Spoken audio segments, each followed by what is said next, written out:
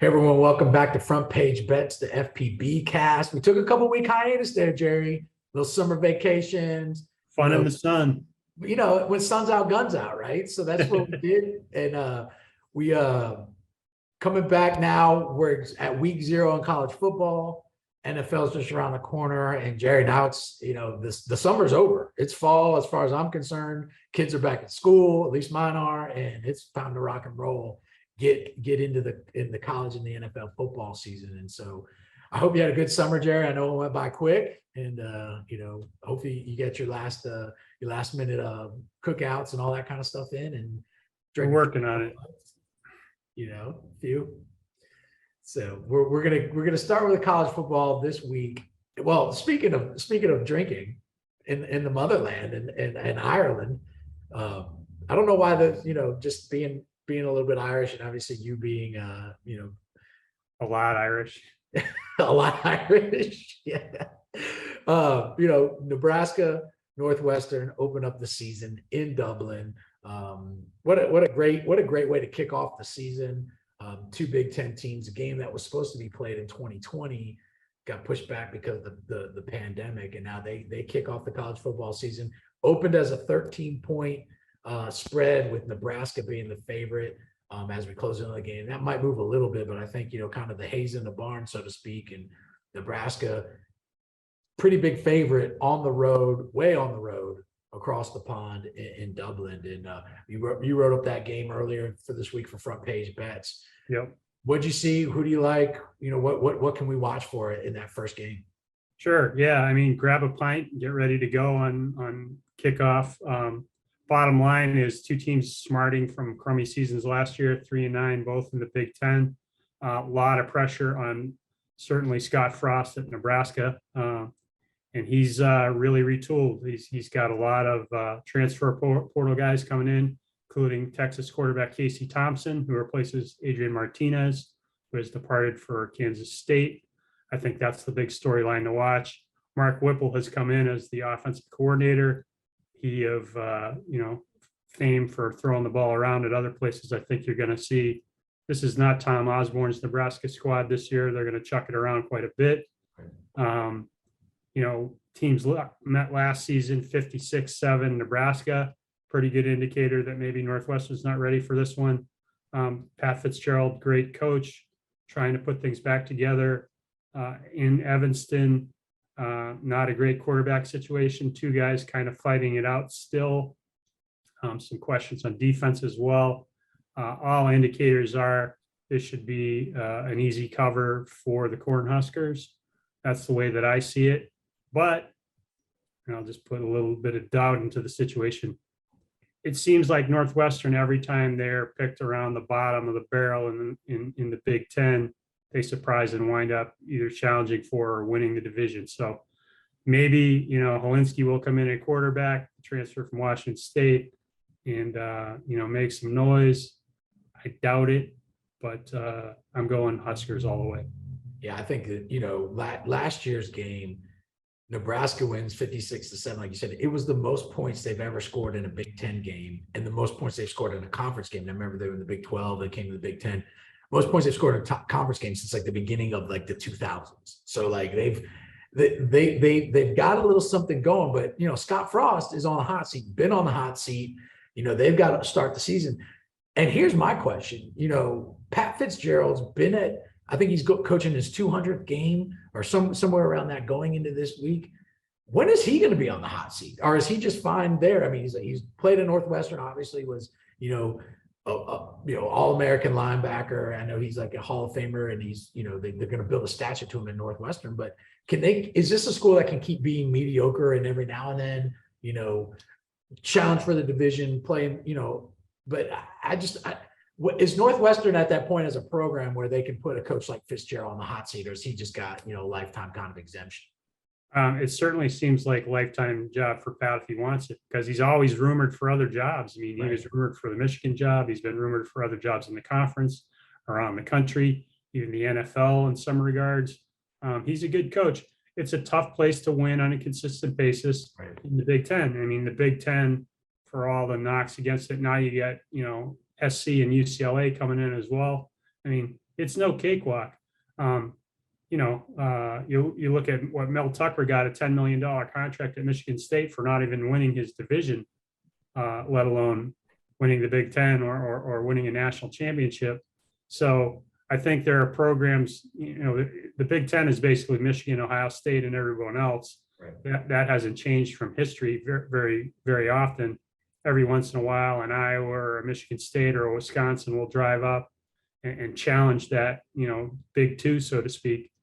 But for Northwestern, I mean, the only time that's ever really happened was when Pat was a player under Gary Barnett. That's right.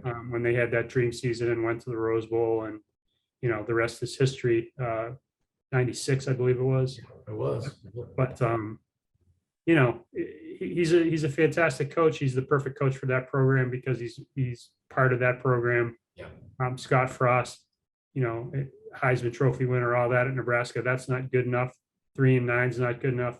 They got him from Central Florida because he was contending for national championships at a non-Power 5 school. He's got a lot to prove. Yeah, I think so. I think, Nebraska is not, again, talk about a program that's not okay being mediocre. No. With that fan base, with just kind of tradition, like you said, the Tom Osborne tradition going back, that, and Frost knows that as a Nebraska guy, he knows that, but again, I've covered college football long enough to know that it's not about what you did before. It's what have you done for me lately? Covering the SEC where coaches get fired 2 years after winning a national championship. It's not when you get to that upper echelon programs, or when you have fan bases who think they should be in that in that upper echelon, even though they're not. I think Brian Kelly's about to find that out at LSU. Obviously, and I think any SEC team you put in there, even at like places like Kentucky and Arkansas, who aren't traditionally powers, when you play in that league and at that level with that much money and that much fan base and that much, recognition, you got to win. And Scott Frost is figuring that out. He already knew that, but he's figuring that out. The shine is definitely off. And like you said, I think Brian Kelly is going to be in for a rude awakening because at Notre Dame, speaking of Notre Dame, number 5 in the country, new coach. 2 weeks from now, or a week from Saturday, when they open up the season against Ohio State, that is going to be obviously the game of the beginning. We don't have to get into that now, but Ohio State in the top 2 or 3 by odds makers to win the national championship. I think it's Alabama, Georgia, Ohio State, depending on where you look and how that falls. CJ Stroud. So you got a lot of these teams that are starting to get their seasons ready, not in week 0, but looking ahead to week 1. Week 0, week 1, whatever, preseason, kickoff games, whatever you guys want to call them, they count. And going back to Ireland, Frost needs a win here for Nebraska, no question. Also, games on Saturday, another one to keep an eye out. 2 more games I just want to hit real quick coming up on week 0. You've got, speaking of the Big Ten, Wyoming at Illinois. Illinois 10-point favorite. I don't see that much being too much of an issue for the Fighting Illini. Over under is 44. I'm looking at the over there, Gerry, with Illinois definitely covering that game. And then the other one, and you can jump in behind that. Yeah, and then the other one is Vandy at Hawaii. Starting off the season, the SEC on the road in Honolulu. Vanderbilt 7-point favorites. 55 is the over under. You get some scoring late night way out there in Hawaii, but I don't know about the over there for being the first game, 55, but I do like Vandy on the road at -7 to cover that. I feel like some of these week 0 games, you're just going to get some trash games. I think Nebraska and Northwestern could be okay with Northwestern covering, at least early. It could be okay. Any other games you're looking for in week 0? No, you think it's just going to be a wash. So, but it's a 12:30 kickoff Eastern, so you could have a couple pints by halftime, and maybe click around. And you still. I'll tell you, Hawaii Vandy's interesting to me. I mean, new coach obviously for the Doors. Yeah.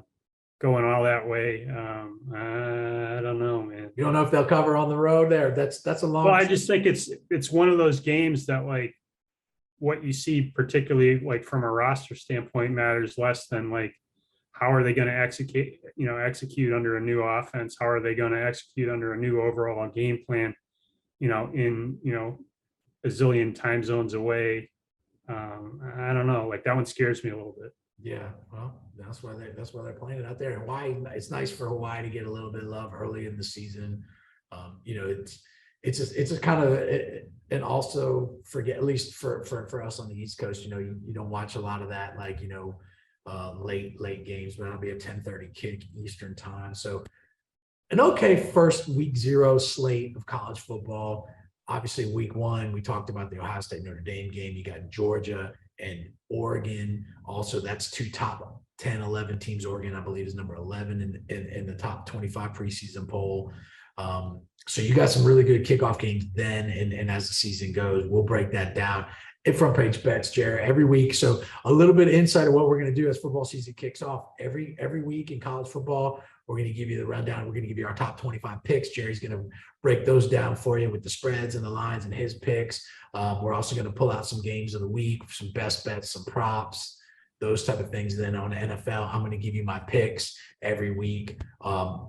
All you know, from all 32 teams, get those out. We'll also do some best bets. We'll break out the Thursday night and the Monday night games and kind of give you a little bit as we go. We'll still do our video cast or FPB cast every Tuesday, so you guys will be able to see that. So Gerry, college football, that starts a week and a half from, you know, or 2 weeks after that.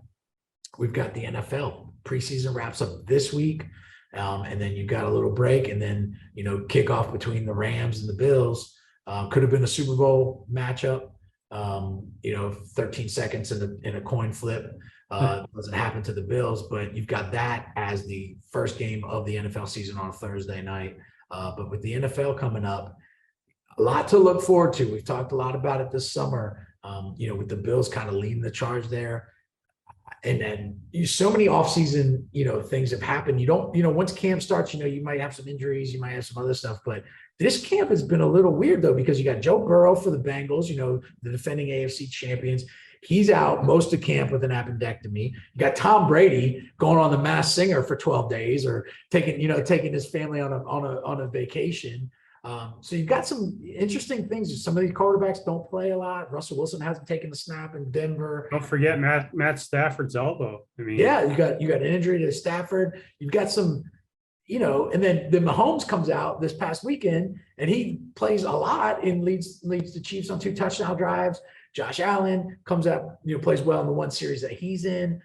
So it's tough to tell. I think it's preseason. People are fighting for roster spots, but what's kind of been a highlight for you? For me, it's been, you know, just kind of, let's get to the beginning of the season when nobody else getting hurt because of all these weird things that have happened. And then you see the Thibodeau injury, you know, for the Giants this past week with just a really, in my opinion, terrible block. You know, the first round draft pick for the Giants, and he almost gets kneecapped, you know, in a preseason game, which I don't think there's any place for that. But other than that, it's kind of like every coach, just hold your breath. Let's get to the regular season.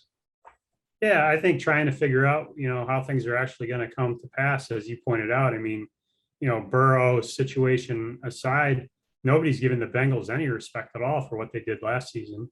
They don't seem to be a factor in most people's picks to win their division, let alone the conference or you know, go for a deep run in the playoffs.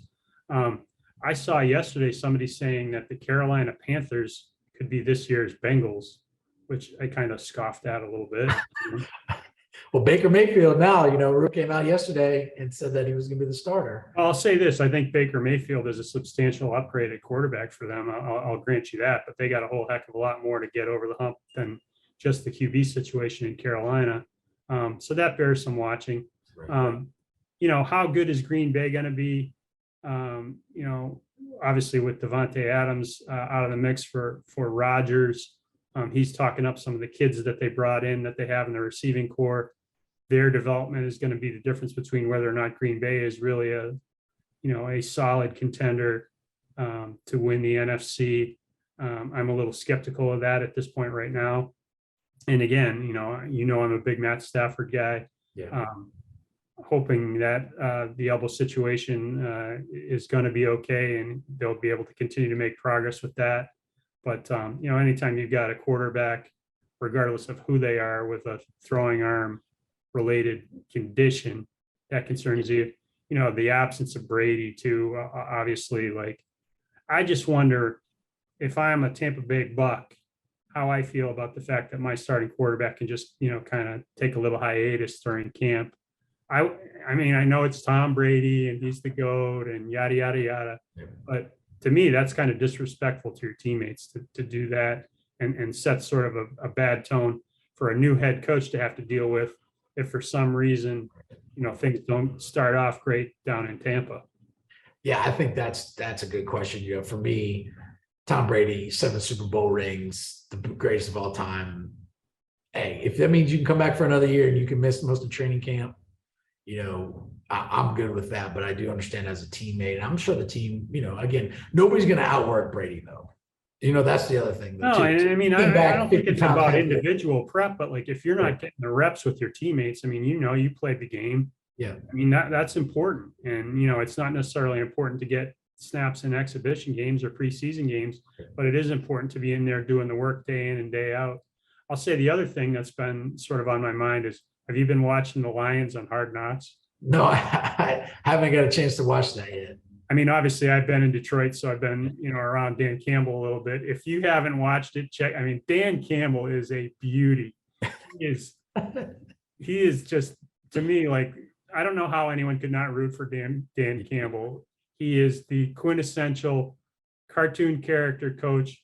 He's got the language, he's got the facial expressions, he's got the body. Everything about him is just screams like this guy is out of central casting for like a bad football movie, but like he's such a character and like the guys obviously love him. Yeah. I think it could be interesting to see if the Lions could actually be respectable this year. Maybe 500 would be a good goal for them, but the Hard Knocks thing is hilarious. You got to check it out. Yeah, definitely. It's on my list to watch among other things.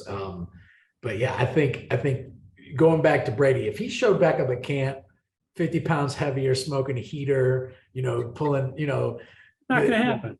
Then that's one thing. But the guy comes back. I don't know. And I trust me. I've grown. I know. I'm just the old guy who thinks you should show up for practice. Get off my lawn. Now you're talking about football coaches are using bad language. That never happens. Nobody ever cusses in the NFL. No. It's PG-13 maybe, but yeah. Well, if you have any doubt about that, again, you got to watch Campbell. And the coordinators going at it with each other is just high comedy. Yeah, I'm gonna have to watch it. I should have already been watching it, but I'll put that on the list. So going into football season, week 0 coming up, FrontPageBets is gonna have it all going in there. We've got the week 3 NFL preseason lines about to drop on FrontPageBets.com. Check those out. See how the season finale, the preseason finale in the NFL will shape up. Week 0 kickoff on Saturday, and then we get in it, full speed. First week of September, all the way through the Super Bowl, and most wonderful time of the year. It is, and so we're excited about it. Hope you guys are too. Stick with us all week, every week throughout the football season here on the FPBcast and at FrontPageBets.com.